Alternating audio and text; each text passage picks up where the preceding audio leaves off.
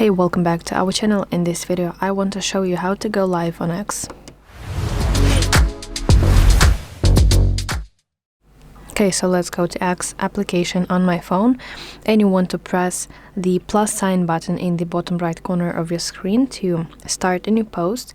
And now from the list of options on your screen you have to tap live option, and let's select start a live stream. So you can tap what's happening over here to enter title for your live session, and you can optionally add a location to your live stream.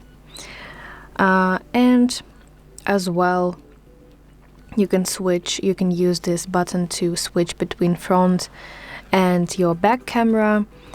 You can control who can chat, and also you can enable or disable hearts, so this is likes.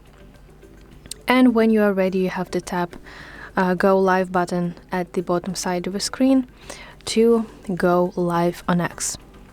So that's basically it. I really hope that you find this video helpful, and if so, please like this video and subscribe to our channel to see more content like this.